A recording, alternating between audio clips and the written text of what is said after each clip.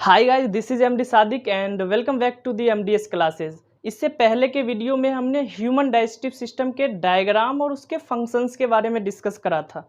अगर आपने उस वीडियो को अभी तक नहीं देखा है तो वीडियो की लिंक डिस्क्रिप्शन में दिया हुआ है, वहाँ से जाके आप वीडियो को देख सकते हैं। आज के इस वीडियो में हम ह्यूमन रेस्पिरेटरी सिस्टम के डायग्राम और उसके फंक्शंस के बारे में डिस्कस करने वाले हैं। तो चलिए स्टार्ट करते हैं।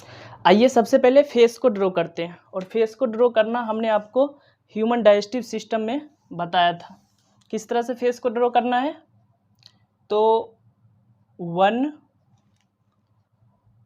2 एंड देन 3 और उसके बाद 4 और इसको नीचे करना है एंड देन इसको इस तरह से पीछे ले जाना है।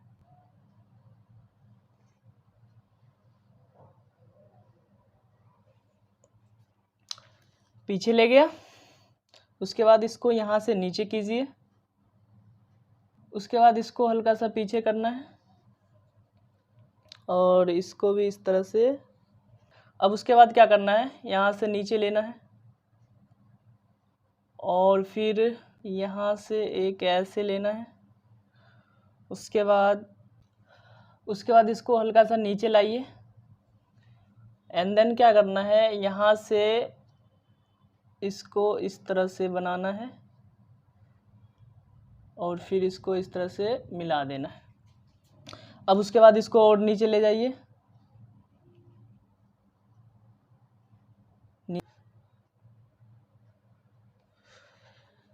अब उसके बाद क्या करना है, इसको 2 पार्ट में डिवाइड करना है, एक पीछे की तरफ और एक आगे की तरफ। हो गया। अब उसके बाद यहाँ पर एक इस तरह से बना देना है ढक्कन की तरह, और ये जो सामने से हमने जो खींचा है इसको नीचे लेके आइए और फिर यहाँ पर इस तरह से ड्रॉ कर देना है। ठीक है। उसके बाद यहाँ से अब नीचे आना है,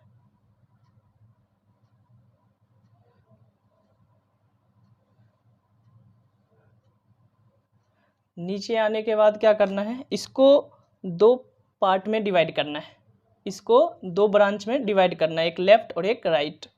तो इसको किस तरह से करेंगे, देखिए इस तरह से इसको ऐसे कर देना है, फिर ऐसे, उसके बाद ऐसे, ये 2 पार्ट में डिवाइड हो गया। अब उसके बाद क्या करना है, यहाँ से नीचे लीजिए सीधा, थोड़ा और नीचे ले लेते हैं, फिर यहाँ से इसी के जस्ट ऊपर यहाँ पर इस तरह से खींचिए। उसके बाद यहाँ से इस साइड की तरफ ले जाना है, ये हो गया। और फिर इसको यहाँ से उठा के इसको मिला देना है। ये कैसे होगा, ये इस तरह से, ये मिल गया। फिर ठीक इसी तरह से इधर भी करना है, यहाँ से नीचे जाना है, फिर इसके ऊपर भी इस तरह से खींचना है और उसके बाद अब उसके बाद क्या करना है, यहाँ से इसको इस डायरेक्शन में लेके फिर ऊपर की तरफ ले जाके इससे मिला देना है। ये देखिए किस तरह से होगा ये, और फिर इसको इस तरह से ये मिल गया। ये दोनों लंग्स है, लंग्स कंप्लीट हो गया। अब इससे क्या करना है, बहुत सारी ब्रांच ड्रॉ करनी है। कैसे होगा, ये देखिए इस तरह से ड्रॉ करना है। उसके बाद यहाँ से इधर ले जाइए, फिर यहाँ से इधर ले जाइए, हो गया। फिर क्या करना है, यहाँ से फिर एक ब्रांच बना लेते हैं। किस तरह से ब्रांच बनाएंगे, तो एक सी की तरह ड्रॉ कर दीजिए और यहाँ से इसको इधर मिला दीजिए और फिर यहाँ से इसको इधर मिला दीजिए। फिर सपोज यहाँ से हमें ब्रांच ड्रॉ करना है, इसमें क्या होगा कि ये बहुत सारे ब्रांच में डिवाइड होता है, इसलिए हम इसको क्या कर रहे हैं, डिवाइड करते जा रहे हैं। अब फिर यहाँ पर एक सी की तरह बना दीजिए, फिर इधर और फिर इधर, हो गया। फिर अब यहाँ से इस तरह से बना लीजिए, फिर उसके बाद यहाँ से बना लीजिए, हो गया। फिर यहाँ से बना लीजिए, फिर उसके बाद यहाँ से बनाइए, फिर उसके बाद सपोज यहाँ से बनाना है तो ये हो जाएगा इस तरह से, हो गया। अब फिर इसी तरह से इसमें भी ड्रॉ कर लेना है, यहाँ से एक सी की तरह बनाना है, ये हो गया, ये हो गया। फिर यहाँ से ब्रांच बनाना है, फिर यहाँ से बनाना है, फिर यहाँ से बनाना है, फिर उसके बाद यहाँ से बनाइए। अब उसके बाद क्या करना है कि जहाँ पर ये एंड पॉइंट है वहाँ पे एक गुब्बारे की तरह स्ट्रक्चर ड्रॉ कर देना है, इस तरह से। हो गया, गुब्बारे की तरह सारे जगह जहाँ जहाँ पे एंड, लास्ट एंड पे क्या करना है, गुब्बारे की तरह स्ट्रक्चर ड्रॉ कर देना है। और फिर यहाँ पर भी इस तरह से। ये हो गया कंप्लीट। अब क्या करना है, नीचे से इस तरह से ड्रॉ करना है ये, और ये डायग्राम कंप्लीट हो गया। अब चलिए इसका नेमिंग करते हैं। तो ये जो यहाँ पर है ऊपर में, ये नोज है, और नोज में 2 छेद होते हैं जिसको नोस्ट्रियल बोलते हैं। तो ये वाला क्या होगा, नोस्ट्रियल, नोस्ट्रियल हो गया। अब उसके बाद ये देखिए, ये जो नोज में जिसमें हेयर होते हैं और म्यूकस होते हैं, ये वाला जो होल दिख रहा है, ये वाला जो रास्ता दिख रहा है, ये वाला, इसका क्या नाम है, नेजल कैविटी। इसका क्या नाम देना है, नेजल कैविटी। तो इसको यहाँ पे लिख देते हैं नेजल कैविटी। अब ये वाला जो पोर्शन है, ये वाला, अब ये वाली जो पोर्शन है इसका नाम है फेरिंग्स। फेरिंग्स हो गया। अब फेरिंग्स के बाद ये जो यहाँ पर दिख रहा है, ये एक्चुअली गेट की तरह होता है, इसका नाम है इपिग्लोटिस। चलिए इस साइड लिख देते हैं इसको, इपिग्लोटिस। ठीक है। और यहाँ पर जो ये दिख रहा है इसका नाम है लेरिंग्स और साउंड बॉक्स। अब यहाँ पर जो ये जो पाइप की तरह दिख रहा है संरचना, इस पे इस तरह से ड्रॉ कर देना है, इधर भी कर देना है। और ये जो पाइप की तरह दिख रही है ये वाली, इसका नाम है ट्रेकिया। Trachea, trachea. ठीक है। और ट्रेकिया आगे चल के 2 पार्ट्स में डिवाइड हुआ है। तो ये जो ट्रेकिया आगे चल के 2 पार्ट्स में डिवाइड हुआ है, इसको बोलते हैं ब्रोंकाई। नीचे लिख देते हैं ब्रोंकाई।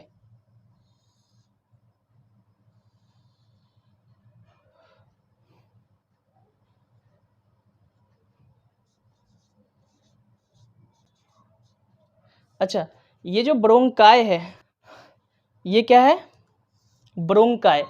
और ये जब 2 है उस टाइम इसको बोलेंगे ब्रोंकाई।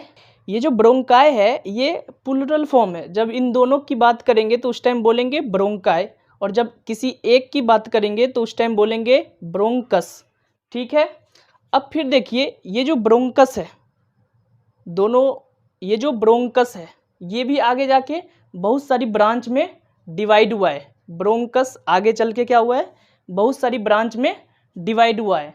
इसको बोलते हैं ब्रोंकीओल्स। ये वाली यहाँ से ये, और ये क्या हो गया, ब्रोंकीओल्स। जब हम 2 या 2 से ज़्यादा की बात करेंगे तो उस टाइम बोलेंगे ब्रोंकीओल्स। और जब हम किसी एक की बात करेंगे, जैसे सपोज हमने इसकी बात करा, सपोज इसका बात करें किसी एक का, तो उसको बोलेंगे ब्रोंकीओल में। ये कौन सा है, सिंगुलर, सिंगुलर। ठीक है। और ये जो गुब्बारे की तरह दिख रहा है, ये जो बनाया था हमने, और ये जो हमने बनाया था, इसको बोलते हैं एल्वियोलाई। और एल्वियोलाई भी प्लूरल है। जब हम 2 या 2 से ज़्यादा की बात करेंगे तो उस टाइम बोलेंगे एल्वियोलाई। और जब सपोज हमने किसी एक के बारे में बात करा, जब किसी एक के बारे में बोल रहे हैं उस टाइम बोलेंगे एल्वियोलस, लस। और ये सिंगुलर है। और ये वाला क्या है, डायाफ्राम। अब एक बार फिर से इसको देख लीजिए सारे नाम को।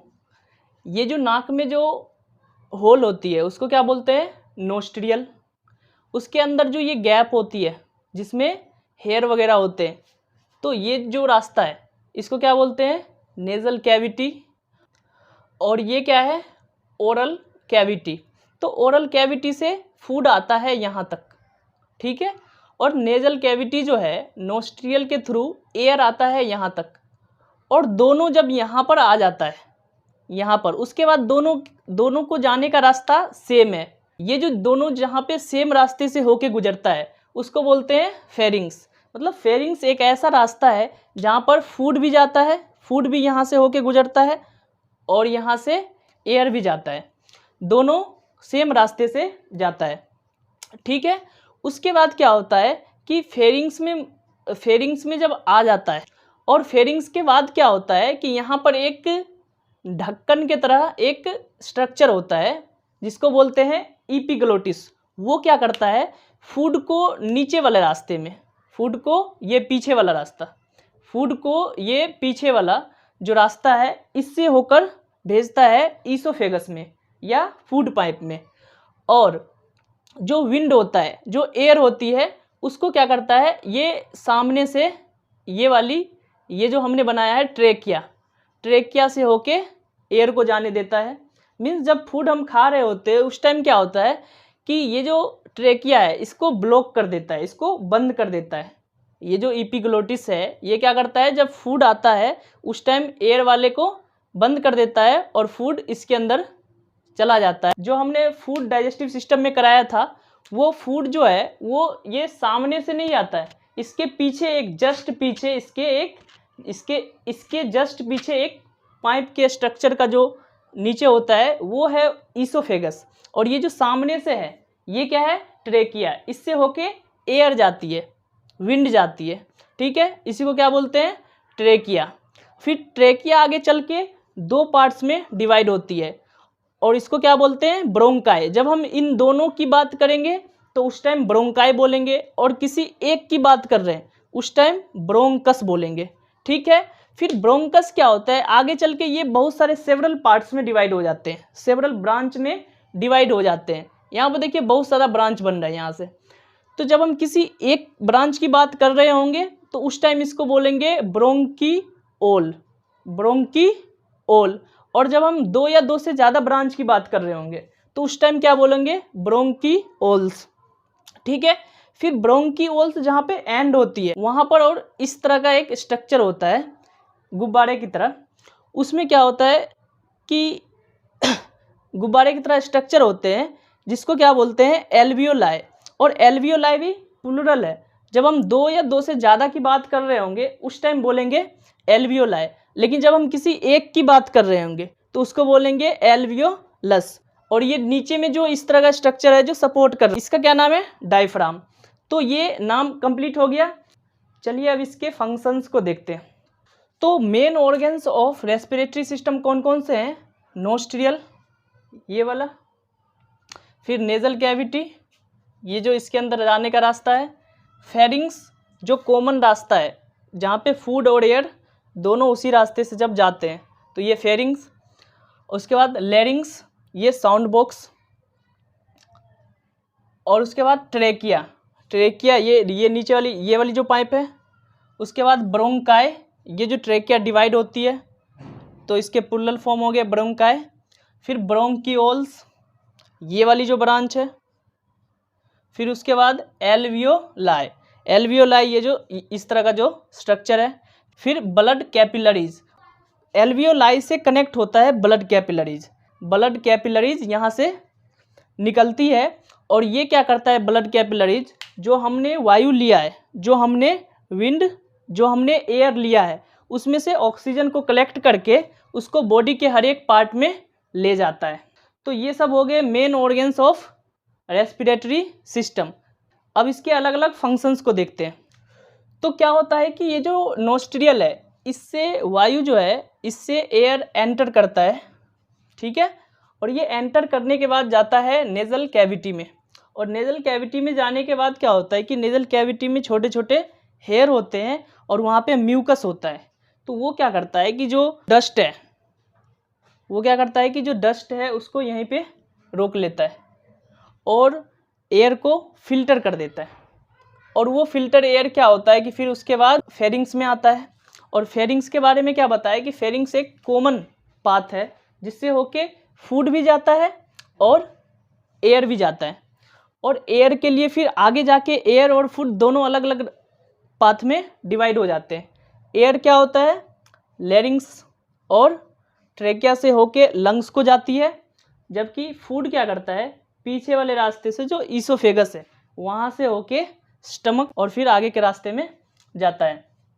तो ये जो फेरिंग्स है, फेरिंग्स क्या करता है, तो cone shaped passage way leading from the oral and nasal cavity in the head to the oesophagus and लैरिंग्स।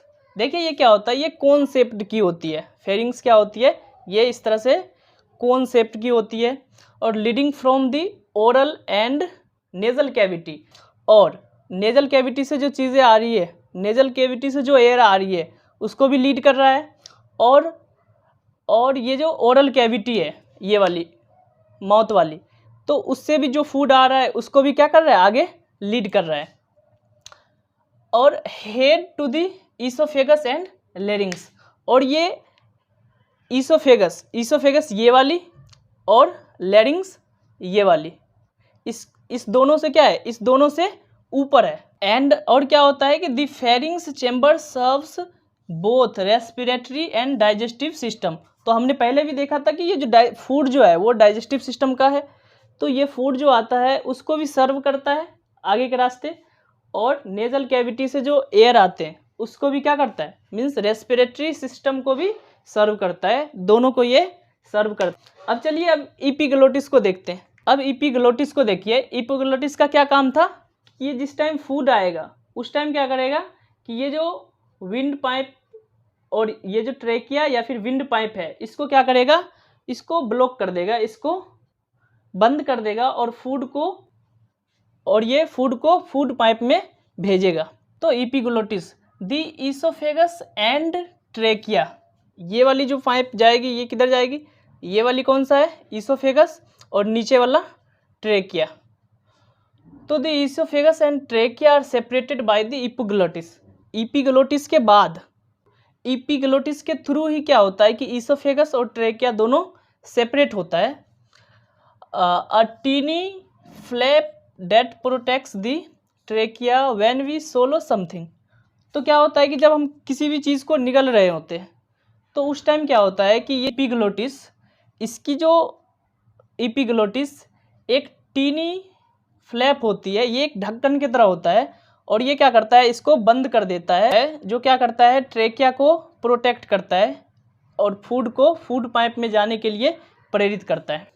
अब ये जब एयर ट्रेकिया में आता है तो ट्रेकिया पर ये देखिए, ये वाली जो रिंग की तरह लग रहा है, रिंग की तरह जो स्ट्रक्चर है, रिंग, तो ये ट्रेकिया में क्या होता है कि the trachea is made of number of cartilaginous semi circular ring, this prevent the trachea from collapsing.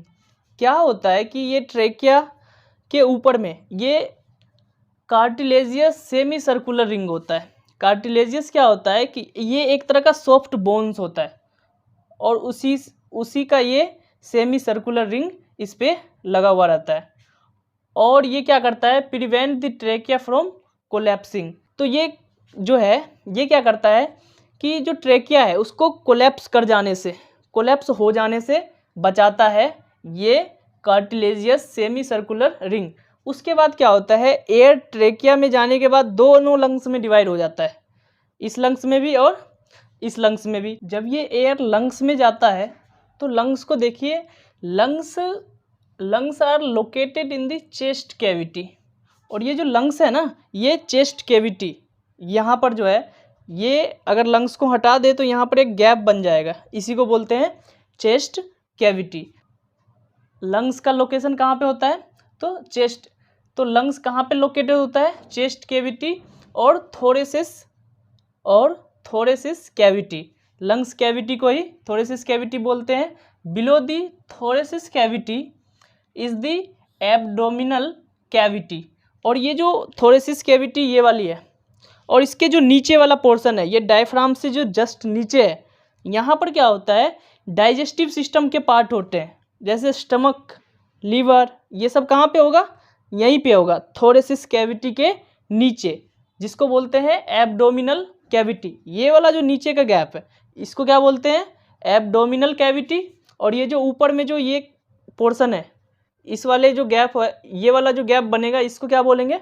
Thoracic cavity और चेस्ट कैविटी। तो ये चेस्ट कैविटी और थोरेसिस कैविटी में लंग्स लोकेटेड होता है, और थोरेसिस कैविटी के नीचे क्या होता है? तो ये एब्डोमिनल कैविटी, जिसमें डाइजेस्टिव सिस्टम के पार्ट आते हैं। The principal function of lungs is to transport the O2। अब क्या होता है कि ये जैसे O2 आया, मीन्स एयर आया, तो एयर यहाँ आएगा, फिर इसके बाद क्या होगा कि ये इस वाले पोर्शन में ब्रोंकाई में जाएगा, ब्रोंकाई से कहाँ जाएगा? ब्रोंकियोलस, ब्रोंकियोल्स में जाएगा, और ब्रोंकियोल से कहाँ जाएगा? एल्वियोलाई में। और एल्वियोलाई में क्या होता है? Blood capillaries. और वो ब्लड कैपिलरीज क्या करेगा? जो एयर आया है, जो ऑक्सीजन आया है, उस ऑक्सीजन को अपने में मिला लेगा और उसको लेके जाएगा हार्ट में। और हार्ट यहाँ पे होता है, हृदय, ठीक है। और यहाँ पे हार्ट में लेके जाएगा, और फिर हार्ट क्या करेगा? उसको पंप करेगा उस ब्लड को, और उस ब्लड को बॉडी के हर एक पार्ट में भेज देगा।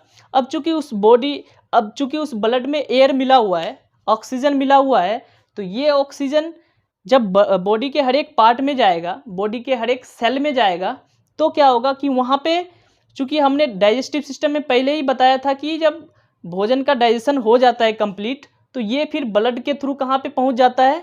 बॉडी के हर एक सेल में। और बॉडी के हर एक सेल में किस फॉर्म में पहुँचता है? ग्लूकोज के फॉर्म में। और ये ग्लूकोज जो है, इसको जब ऑक्सीजन मिलेगा तो क्या बनेगी? एनर्जी बनेगा, और कार्बन डाइऑक्साइड गैस बनेगा, और वाटर भी बनता है।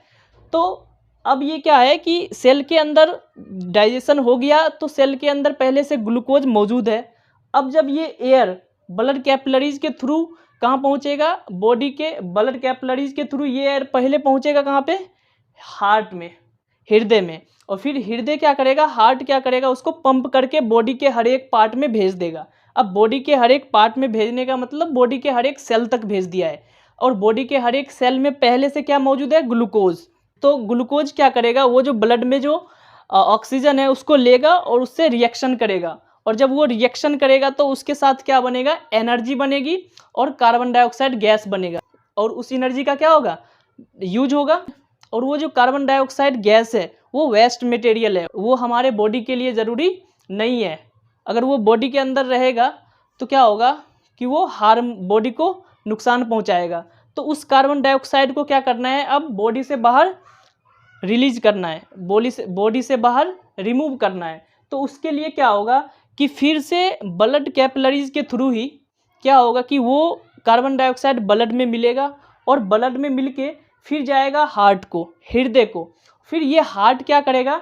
फिर इसको पंप करेगा लंग्स की ओर, और ये जब लंग्स की ओर पहुंच जाएगा तो फिर क्या होगा कि लंग्स के अंदर जो ये एल्वियोलाई है, फिर उस कार्बन डाइऑक्साइड को क्या करेगा? खींच लेगा, और फिर क्या होगा कि ब्रोंकियोलस के थ्रू ये बाहर आएगा, और फिर ये पहुंच जाएगा ब्रोंकाई में, और ब्रोंकाई से फिर पहुंचेगा ट्रेकिया में, और फिर ये ट्रेकिया के फिर ये ट्रेकिया से होते हुए नेजल कैविटी, और नेजल कैविटी से होते हुए नोस्ट्रियल, और ये बाहर इस तरह से बॉडी से बाहर रिमूव हो गया है। तो अब चलिए ये देखिए क्या होता है कि लंग्स एक्चुअल में करता क्या है। तो लंग्स क्या करता है? The principal function of lung is to transport O2। O2 को ये ट्रांसपोर्ट करता है, जैसे O2 को लाया उधर से, ट्रांसपोर्ट करा फ्रॉम द एटमोसफेयर, एटमोसफेयर से लाया टू दी ब्लड स्ट्रीम, और ये ब्लड वेसल्स को दिया, एंड टू रिलीज CO2, और ये CO2 को क्या करा? रिलीज करा, रिमूव करा from the blood stream, blood stream से यानी ब्लड वेसल से, ब्लड कैपिलरीज से क्या हुआ? CO2 को लिया, और इसको फिर क्या करा? एटमोसफेयर की तरफ, टू दी एटमोसफेयर, एटमोसफेयर में इसको रिमूव कर दिया। तो अब एक बार फिर से देख लीजिए कि इसमें फंक्शन किस तरह से होता है। तो हमारा जो रेस्पिरेटरी सिस्टम के अंदर नोस्ट्रियल है, ये जो नाक में जो नोज में जो होल है, इसके थ्रू एंटर करेगा एयर, एयर में क्या मिला होगा? ऑक्सीजन। और ये एयर क्या होगा कि नेजल कैविटी के थ्रू यहाँ से नीचे आएगा, और यहाँ आने के बाद ये ये फेरिंग्स को जाएगा, और फेरिंग्स बताया था आपको कि ये कॉमन पाथ होता है, फूड भी यहाँ से होके गुजरता है और एयर भी यहाँ से होके गुजरता है, लेकिन यहाँ से नीचे जाने के बाद दोनों का रास्ता डिफरेंट हो जाता है। फूड ये पीछे वाले पाइप जिसको ईसोफेगस बोलते हैं उसके थ्रू नीचे आ जाता है, और ये जो एयर है वो क्या करता है, सामने वाली पाइप जिसको ट्रैकिया बोलते हैं या फिर विंड पाइप भी बोलते हैं, इससे होके नीचे आता है। और ये इपिग्लोटिस क्या करता है कि जब फूड आ रही होती है तो उस टाइम क्या करता है, फूड को फूड पाइप में जाने के लिए प्रेरित करता है ये इपिग्लोटिस। ये ढक्कन की तरह होता है, तो ये क्या करता है कि इसको थोड़ी देर के लिए रोक लेता है और इस रास्ते से होके फूड को जाने देता है।